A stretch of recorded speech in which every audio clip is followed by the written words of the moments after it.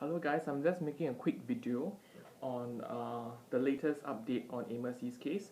The verdict from the state courts will be out tomorrow in the afternoon, and I'm really glad that the process of adjudication is finally going to be completed, and we hope that a just verdict will be given.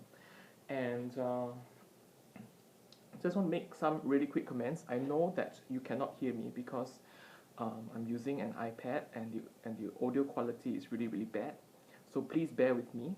And my voice is really soft because because it's really in the wee hours of the morning. Right, so I'm going to make some comments about the case.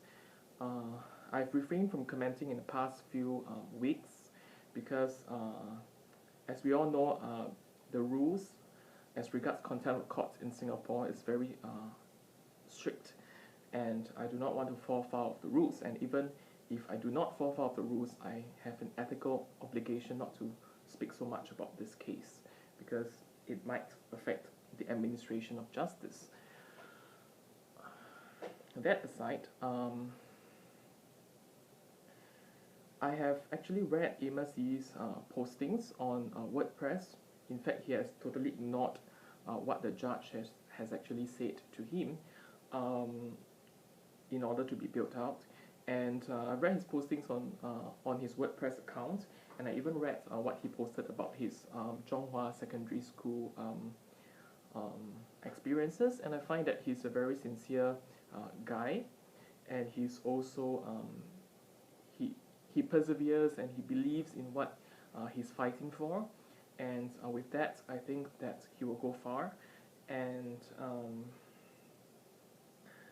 in my opinion, I think that he is not.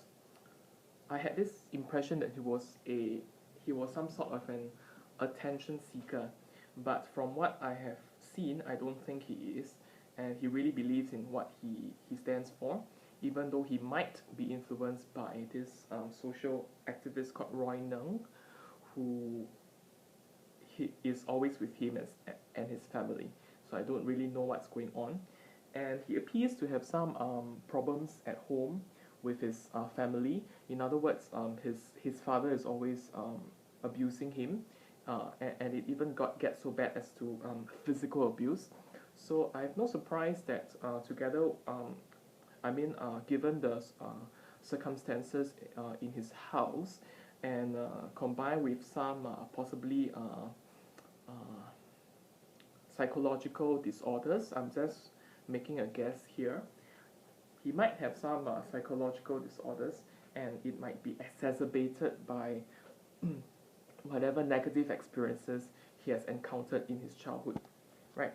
So I think that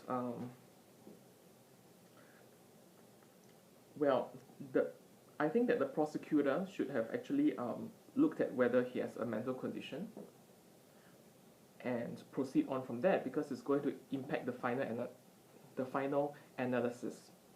So I think that even if he has a mental disorder, I think that it would only affect the sentence that is given, like how severe, how grave. It will just affect the gravity of the sentence. So I think that in that respect, the public prosecutor ought to have taken that into account, i.e. his mental stability or otherwise. That aside, some people have commented that he's treated like a child, but actually he's above 16, and he's by law he's to go into the young offenders section of the prison, and so it's utterly fair. I mean, why subject him to different laws as compared to other 16-year-olds in his place? So no, he's not going to the boys' home. Regarding the man who slapped Amos, I think that the sentence is manifestly just, because the public prosecutor actually asked for 2 weeks, was it? And the judge actually said, no, we have to increase it to 3 weeks. So I think that people who said that the sentence was inadequate, I think they've got it wrong. And just to make this video really short, if there are written submissions, I would actually peruse the written submissions, and I will elucidate and explain to you and provide a critique of the judgment when it's out. So I look forward to reading the written submission, or otherwise, if there's no written submission, let's hope that someone has actually jotted down the main points in the oral judgment. Thank you.